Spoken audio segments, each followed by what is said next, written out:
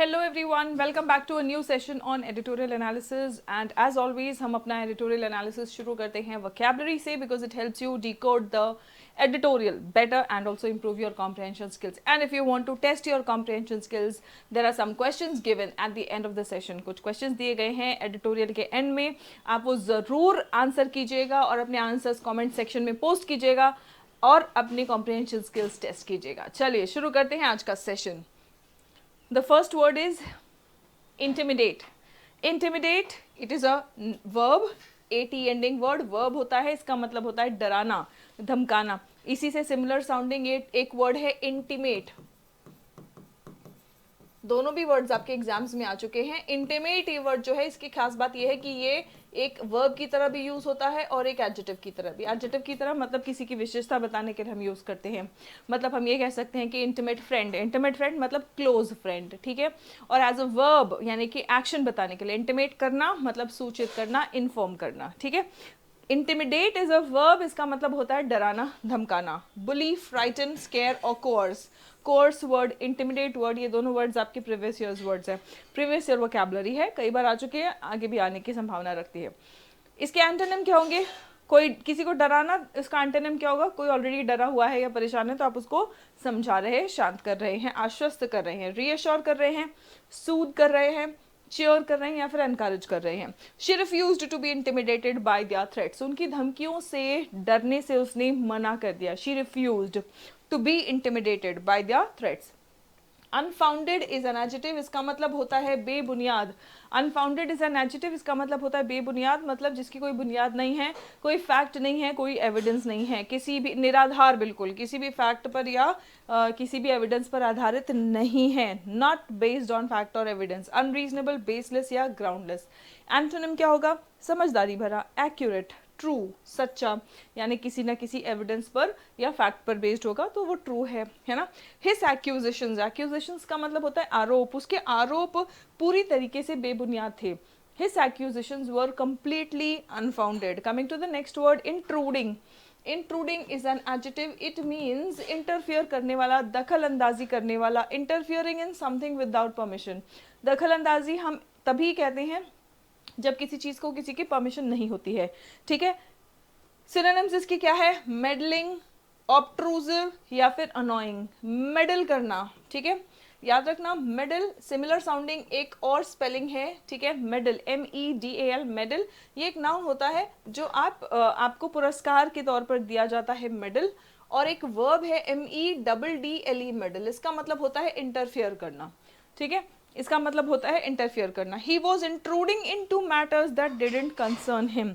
जो मुद्दे उससे संबंधित नहीं थे उसमें भी वो इंट्रूड कर रहा था, इंटरफियर कर रहा था, ठीक है. Cartel, cartel is a verb जिसका मतलब होता है कटौती करना. कर्टेल, कटौती करना, ठीक है.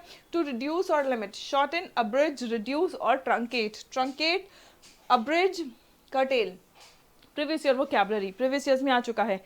एक्सटेंड, इसका एंटोनिम क्या होगा? काटने का एंटोनिम होगा बढ़ाना. एक्सटेंड करना, प्रोलॉन्ग करना, लेंथन करना, ठीक है. The government plans to curtail internet freedom.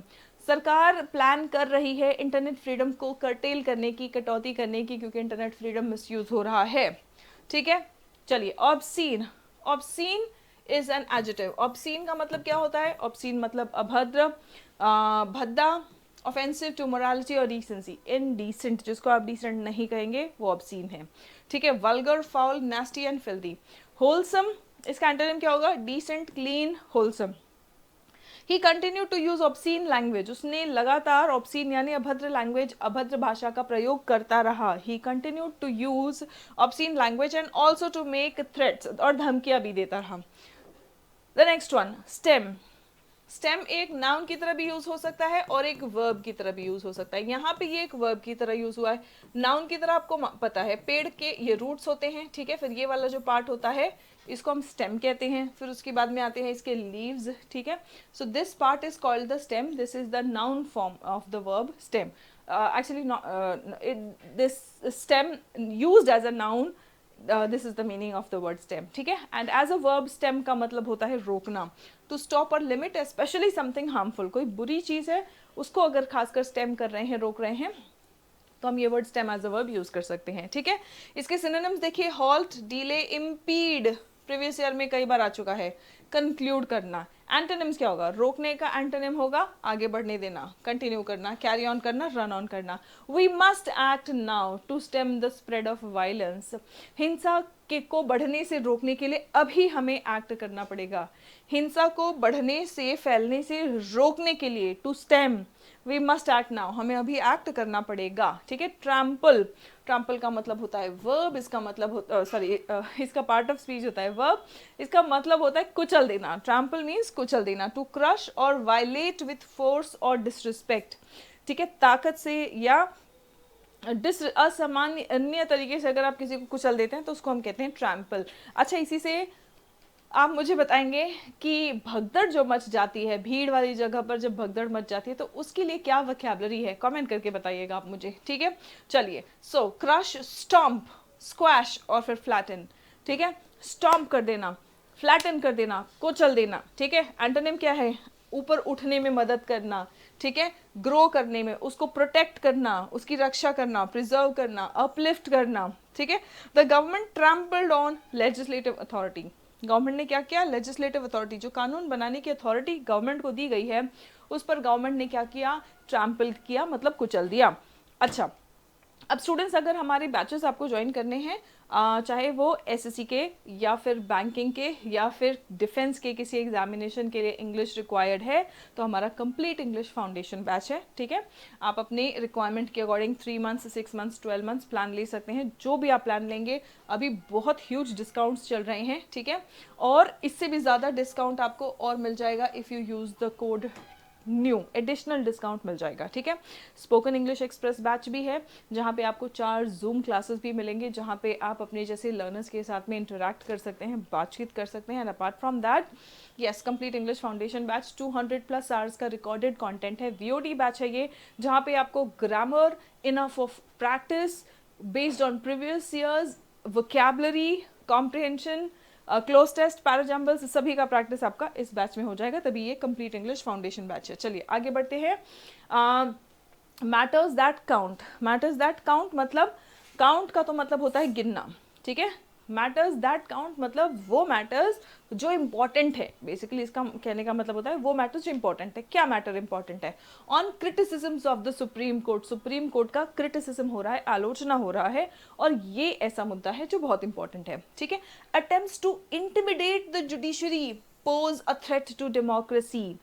अगर कोशिश की जा रही है जुडिशरी को डराने की, attempts to intimidate the judiciary pose a threat, ये एक खतरा है डेमोक्रेसी के लिए, लोकतंत्र के लिए। The Supreme Court of India has been subjected to unfounded criticism. Supreme Court of India को सब्जेक्ट किया गया है, मतलब उनको निशाने पे लाया गया है क्रिटिसिज्म के, आलोचना के, वो भी बेबुनियाद आलोचना, unfounded criticism by sections of the ruling BJP and vice president Jagdeep Dhankhar. ठीक है, with regard to the separation of powers between various branches of the government. किस मुद्दे को लेके सुप्रीम कोर्ट की आलोचना हो रही है? ठीक है, with regard to separation of powers, जो पावर्स है उनका सेपरेशन, की किसका क्या पावर होना चाहिए। ठीक है, between the various branches of the government. ठीक है, गवर्नमेंट में आपको पता है कि ये बहुत ही विशाल पेड़ की तरह है और उसमें कई शाखाएं हैं।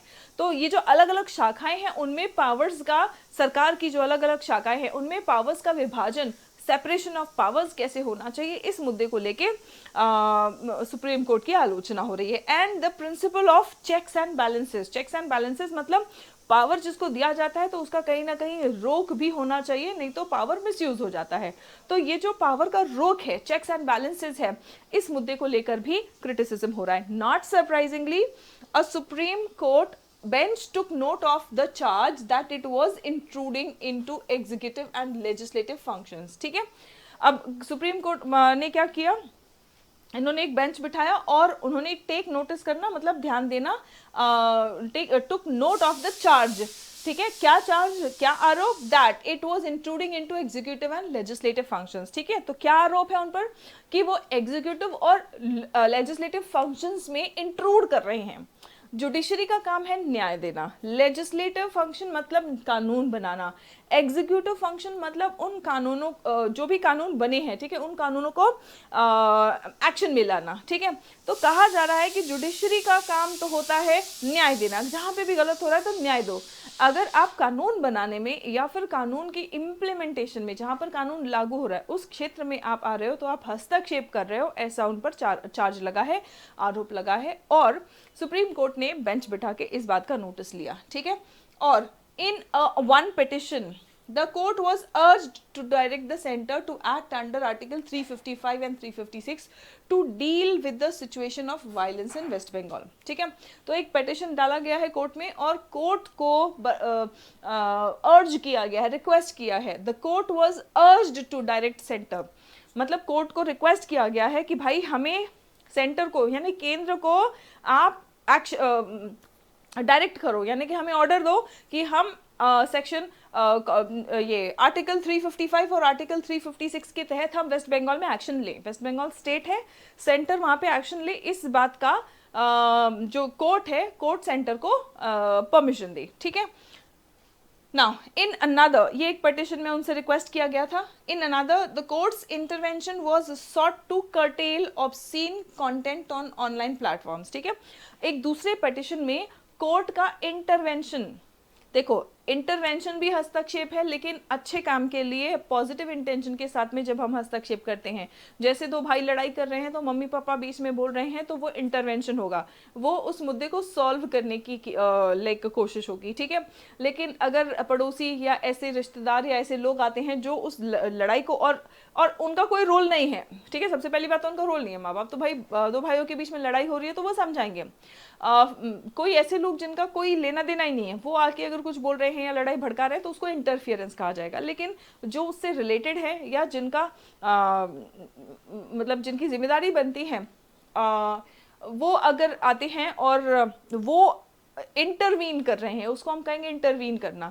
और अनरिलेटेड लोग अगर कुछ बोलेंगे जिनसे कोई लेना देना नहीं है तो उसको इंटरफियरेंस हम बोलेंगे, ठीक है। तो अब यहाँ पे समझिए कि एक पिटिशन में तो कोर्ट को बोला गया कि कोर्ट आप प्लीज हमें ऑर्डर दो, यानी केंद्र को ऑर्डर दो कि वो आर्टिकल 355 और 356 के तहत वेस्ट बंगाल की सिचुएशन में कुछ करे। दूसरा पिटिशन में कोर्ट को कहा गया है कि कोर्ट इंटरवीन करे, यानी कि कोर्ट हस्तक्षेप करे। किस बात में हस्तक्षेप करे? Intervention was sought to curtail obscene content on online platform. Online platforms में बहुत ज्यादा ऑब्सीन यानी भद्दे कंटेंट है, उसको कर्टेल करना मतलब काटना, रोकना, कटौती करने के लिए कोर्ट जो है वो हस्तक्षेप करे, ठीक है। The Calcutta high court had earlier ordered the deployment of central forces. अब कैलकाटा हाई कोर्ट ने पहले ही डिप्लॉयमेंट करना मतलब तैनात करना, ठीक है। तो उन्होंने सेंट्रल फोर्सेस को के तैनाती को ऑर्डर किया था। उन्होंने बोला था कि भाई सेंट्रल फोर्सेस यहाँ पे तैनात हो जाएं। किस चीज के लिए? To stem violence in Murshidabad and West Bengal. Murshidabad and West Bengal में वायलेंस यानी कि हिंसा हो रही थी तो उसको रोकने के लिए, to stem it, Calcutta High Court ने ऑर्डर दिया था कि सेंट्रल फोर्सेस वहां पे तैनात किए जाए, ठीक है। The judicial review of legislative and executive decisions is an integral part of India's constitutional democracy. अब भारत का जो कॉन्स्टिट्यूशनल डेमोक्रेसी है, ठीक है, उसमें जुडिशियल रिव्यू, लेजिस्लेटिव और एग्जीक्यूटिव डिसीजंस यानी जो भी कानून बनाए जा रहे हैं या जो भी कानून लागू हो रहे हैं, इनसे संबंधित जुडिशियल रिव्यू होगा। यानी कि न्याय तो तभी होगा, राइट, जब जुडिशियल रिव्यू हो सकता है। तो जुडिशियल रिव्यू जो है ये एक बहुत ही इंपॉर्टेंट पार्ट है इंडिया के कॉन्स्टिट्यूशनल डेमोक्रेसी का। जो भारत का संवैधानिक लोकतंत्र है उसका एक बहुत ही इंपॉर्टेंट पार्ट है जुडिशियल रिव्यू, यानी जुडिशरी चेक करे कि भाई जो कानून बने हैं किसी के साथ अन्याय तो नहीं हो रहा है, जो कानून लागू हो रहे हैं उस लागू होने में किसी के साथ अन्याय तो नहीं हो रहा है। इस चेक को हम कहते हैं जुडिशियल रिव्यू, ठीक है। तो ये तो बहुत इंपॉर्टेंट पार्ट है। Decisions of the executive and the legislature can be examined by the judiciary to determine whether they are consistent with the constitution. संविधान के हिसाब से बना है कि नहीं कानून, संविधान के हिसाब से लागू हो रहा है कि नहीं कानून, ये सारी चीजें चेक करना।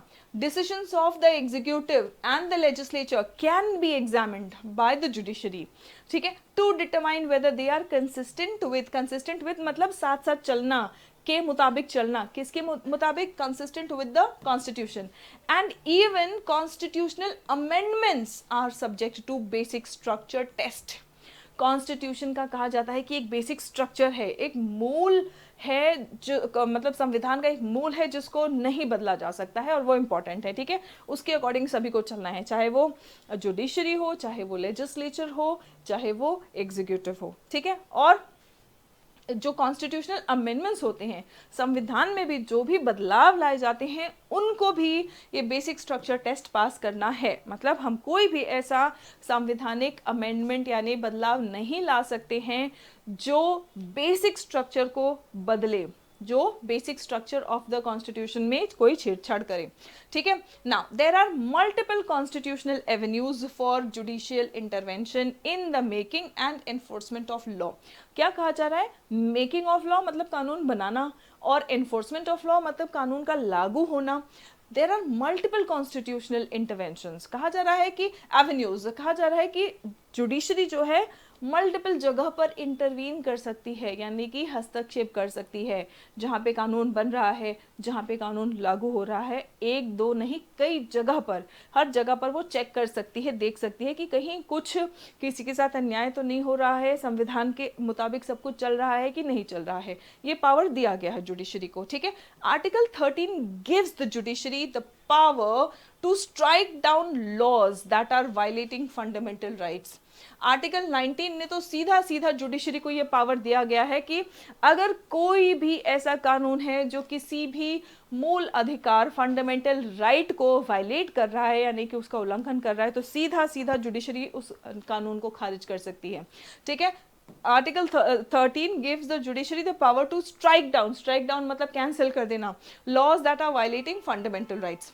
Article 32 and 226 give the Supreme Court and High Court respectively, मतलब आर्टिकल 32 से सुप्रीम कोर्ट को पावर है और आर्टिकल 226 से हाई कोर्ट को पावर दिया गया है। क्या पावर दिया गया है? The power to issue writs for the enforcement of fundamental rights, ठीक है। तो फंडामेंटल राइट को एनफोर्स करने के लिए रिट्स पास कर सकती है सुप्रीम कोर्ट और हाई कोर्ट रिस्पेक्टिवली, ठीक है। And beyond now the notion का मतलब होता है idea, the notion that judiciary is subservient यानी अधीन होना। तो ये विचार कि जुडिशरी जो है वो अधीन है, the notion that judiciary is subservient to legislature is out of line with the constitutional scheme, ठीक है। तो ये हमारे कॉन्स्टिट्यूशन में नहीं है, जुडिशरी किसी के अधीन नहीं है, ऐसा हमारे संविधान में बनाया गया है, ये स्कीम है, ठीक है। In fact, the judiciary is expected to insulate the rule of law from the pressure of public opinion that members of the legislature represent. अब क्या होता है कि members of legislature क्या है भाई? आपका Lok Sabha, Rajya Sabha, parliament, state legislatures है ना, तो ये आपका लेजिस्लेचर है, वो जगह जहाँ पर लोग बैठ के जो जनता द्वारा नियुक्त किए इलेक्टेड लोग हैं वो बैठ के जहाँ पे कानून बनाते हैं, वो जगह है हमारा लेजिस्लेचर, ठीक है। अब ये इन लोगों को जनता सिलेक्ट कर रही है, तो सीधी बात है कि जनता का पब्लिक प्रेशर है, ठीक है। कई बार ऐसा भी हो सकता है कि पब्लिक प्रेशर में लेजिस्लेचर कोई कानून बनाए, ठीक है, लेकिन इसी चीज को इंस्यूलेट करने के लिए, ठीक है, इसी चीज को इंस्यूलेट करने के लिए judiciary is expected to insulate the rule of law, मतलब कानून का जो शासन है, ठीक है, वो किसी भी मतलब जनता के प्रेशर में, पब्लिक प्रेशर में नहीं होगा, ठीक है। जो देश के हित में होगा, जो लोगों के हित में होगा, वो होगा, ठीक है। पब्लिक प्रेशर में पब्लिक रिप्रेजेंटेटिव्स आ सकते हैं, जो लेजिस्लेचर में बैठे लोग हैं वो आ सकते हैं, इलेक्टेड रिप्रेजेंटेटिव्स आ सकते हैं, लेकिन जुडिशरी नहीं। सो in fact the judiciary is expected to insulate the rule of law from pressure of public opinion that members of legislature represent. It is in this constructive friction between various institutions of the state that a society can achieve stability in governance. कहा जा रहा है, बहुत बड़ा statement है, समझिएगा, बहुत अच्छा और बहुत ही प्यारा, लेकिन बहुत ही गहरा स्टेटमेंट है। It is in this constructive friction मतलब कहीं मतभेद हो सकता है, लेकिन ये कंस्ट्रक्टिव है, डिस्ट्रक्टिव नहीं। कंस्ट्रक्टिव मतलब अच्छे के लिए है, ठीक है। मान लीजिए हम कोई डिबेट कर रहे हैं तो हम कंस्ट्रक्टिव डिबेट कर रहे हैं, कुछ अच्छा करने के लिए अगर डिबेट कर रहे हैं तो वो कंस्ट्रक्टिव डिबेट।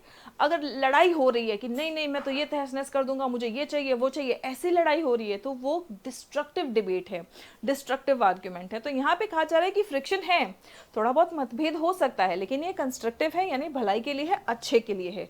अब समझिए, it is in this constructive friction between various institutions of the state.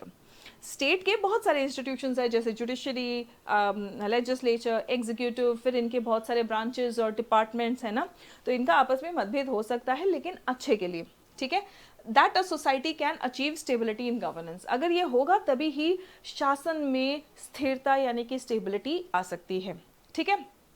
The argument that legislatures can pass any law on the basis of a majority is majoritarian argument। कहा जा रहा है कि ये जो argument है कि legislature कोई भी law पास कर सकती है, any law on the basis of majority, यानी कि अगर majority है तो हम कोई भी law पास कर सकते हैं, ठीक है। तो ये एक majoritarian argument है, यानी कि आप तो बस ये, हाँ सबसे ज़्यादा से ज़्यादा लोग बोल रहे हैं तो हम ये काम कर दें, तो ज़रूरी नहीं है कि सब लोग या ज़्यादा से ज़्यादा लोग कोई बात बोल रहे हैं तो वो सही हो, ठीक है।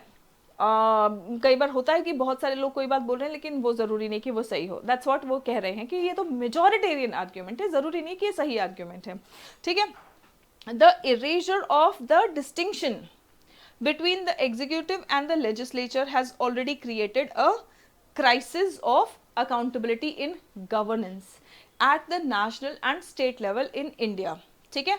The attempt to intimidate the judiciary in the name of legislative supremacy, ठीक है।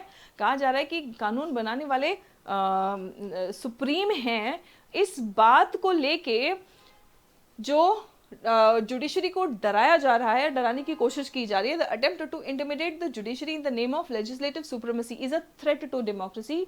ये लोकतंत्र के लिए, डेमोक्रेसी के लिए खतरा है। नॉट इट्स फर्दरेंस, फर्दरेंस मतलब लोकतंत्र का आगे बढ़ना नहीं है, ये लोकतंत्र के लिए खतरा है। In the recent judgment that set timelines for the governor and president for acting on laws passed by the assembly, यानी कि असेंबली में जो लॉज पास किए गए हैं उन लॉज पर टाइमलाइन पे एक्ट करना, एक्शन लेना, और वो भी किसको एक्शन लेना है, गवर्नर को और प्रेसिडेंट को। The Supreme court restored the authority of the elected legislatures, ठीक है। तो यहाँ पे सुप्रीम कोर्ट ने क्या किया, रिस्टोर किया अथॉरिटी, किसकी अथॉरिटी, इलेक्टेड लेजिस्लेचर्स की, जो जनता द्वारा नियुक्त लोग बैठे हैं लेजिस्लेचर में, which was being trampled upon, ठीक है। तो ये कुचला जा रहा था, दबाया जा रहा था बाय एन अनइलेक्टेड गवर्नर, ठीक है। गवर्नर जो है इनको जनता नहीं चूज करती है, ठीक है। तो इसीलिए कहा जा रहा है कि ये जो गवर्नर जिस अधिकार को कुचल रहे थे, ठीक है, तो उसको जुडिशरी ने क्या किया, सुप्रीम कोर्ट ने क्या किया, रिस्टोर किया, ठीक है। And arbitrary actions by the president, जो अनइलेक्टेड गवर्नर, या फिर आर्बिट्ररी कहते हैं रैंडम, ठीक है, आर्बिट्ररी या रैंडम एक्शंस जो प्रेसिडेंट के द्वारा हो रहा था, तो उसको खत्म करके अथॉरिटी ऑफ इलेक्टेड लेजिस्लेचर्स को सुप्रीम कोर्ट ने क्या किया, रिस्टोर किया, ठीक है। The critics of the judiciary miss this point all together, और ये भी कह रहे हैं कि जो जुडिशरी का इस वक्त आलोचना कर रहे हैं, आलोचक हैं, the critics of the judiciary, ये इस बात पर ध्यान दे ही नहीं पाए हैं, पूरी तरीके से इग्नोर हो गया है ये बात। The critics of the judiciary miss this point all together, कह रहे हैं कि पूरी तरह से लोगों ने ध्यान ही नहीं दिया है इस बात पे कि सुप्रीम कोर्ट ने ये भी किया है, जहाँ पे प्रेसिडेंट और गवर्नर इलेक्टेड लेजिस्लेचर्स के ऊपर हावी होने की कोशिश कर रहे, तो वहाँ पे सुप्रीम कोर्ट ने हस्तक्षेप किया और कहा कि नहीं, जनता द्वारा जो नियुक्त किए गए हैं उनकी प्रधानता है, ठीक है। चलिए नाउ अब आप मुझे बताएंगे overall tone of the passage क्या है। बहुत ही बढ़िया, बहुत ही प्यारा सा पैसेज था, थोड़ा सा टेक्निकल था क्योंकि ऑब्वियसली पॉलिटिकल टॉपिक पर अगर टॉपिक होगा या फिर इकोनॉमिक होगा, एनवायरनमेंट पे होगा, साइंटिफिक होगा, तो ये सब थोड़े से टेक्निकल हो जाएंगे, ठीक है। So what is the overall tone, आप मुझे बताएंगे कि इस पैसेज का टोन क्या था। ह्यूमरस था, सरकास्टिक था, कंसर्न्ड एंड असर्टिव मतलब चिंतित लेकिन पॉजिटिव, ठीक है, या फिर बेपरवाह, या फिर सरकास्टिक या ह्यूमरस। आप मुझे टोन फटाफट से कमेंट में बताएंगे। आंसर्स पहले आप जेन्युइनली और सीरियसली, ठीक है, रिलीजियसली, ईमानदारी से आप लोग अपने आंसर्स पहले लिख लेंगे, मार्क कर लेंगे, फिर अपने आंसर्स पिंड कमेंट में चेक कर लेंगे, आपको पिंड कमेंट में आंसर मिल जाएगा। ठीक है, चलिए, what constitutional provision allows the Supreme Court to issue writs for enforcing fundamental rights? कौन सा कॉन्स्टिट्यूशनल प्रोविजन है जो सुप्रीम कोर्ट को ये पावर देता है कि फंडामेंटल राइट्स को एनफोर्स करने के लिए, लागू करने के लिए रिट्स इशू कर सकते हैं वो? ठीक है, कौन सा आर्टिकल है वो? आर्टिकल 13, आर्टिकल 32, आर्टिकल 226 या फिर आर्टिकल 356? चलिए, according to the passage what is a majoritarian argument? Majoritarian argument क्या है? Judicial review should be absolute, that courts must follow public opinion, that legislatures can pass any law based on majority, या फिर that fundamental rights override all laws। ठीक है, इसका मतलब क्या है? ओवरराइड करना मतलब प्रधान होना। तो क्या फंडामेंटल राइट्स सभी कानूनों पर प्रधान है? क्या लेजिस्लेचर कोई भी लॉ पास कर सकता है मेजॉरिटी के बेसिस पे? The courts must follow public opinion, यानी कोर्ट को वो करना चाहिए जो जनता की राय हो, पब्लिक ओपिनियन हो, या that judicial review should be absolute, या जुडिशियल रिव्यू बिल्कुल एब्सोल्यूट हो, मतलब जुडिशरी जो भी चेक करे उस पर कोई सवाल ना उठा पाए, वो एब्सोल्यूट हो। क्या बात है एक majoritarian argument according to the passage? ठीक है, आपको पैसेज के अकॉर्डिंग समझना है और आंसर करना है। Now vocab based question, insulate का मीनिंग क्या है? The judiciary is expected to insulate the rule of law. Insulate करना मतलब क्या होता है? एक्सपोज करना, आइसोलेट और प्रोटेक्ट करना, एनकरेज करना, या फिर एलिमिनेट करना। एलिमिनेट करना, खत्म कर देना, एनकरेज करना, प्रोत्साहन देना। ठीक है, इंसुलेट का मीनिंग आप कैसे समझ सकते हैं? इंसुलेटर क्या काम करता है, उसी से रिलेट करके आप इंसुलेट का मीनिंग बताएंगे। ग्रामर बेस्ड क्वेश्चन देखते हैं, ग्रामेटिकल एरर आपको बताना है। The judiciary is expected to insulate the rule of law from the pressure of public opinion that members of the legislature represent. ठीक है, तो कौन सा ग्रामेटिकल एरर है यहाँ पे? यहाँ पे सब्जेक्ट वर्ब अग्रीमेंट का एरर है, इस सेंटेंस में एरर है। ठीक है, सॉरी, एरर है या नहीं है वो भी आपको बताना है। अगर है तो कौन सा है? सब्जेक्ट वर्ब अग्रीमेंट है, इनकरेक्ट टेंस का एरर है, मिसप्लेस्ड मॉडिफायर का एरर है, या सेंटेंस बिल्कुल सही है? ठीक है, आप मुझे कमेंट करके बताएंगे। चलिए, that's all for today students, see you in the next session. तब तक अपना ख्याल रखेंगे, स्वस्थ रहें, मस्त रहें। सेशन कैसा लगा कमेंट करके जरूर बताइएगा।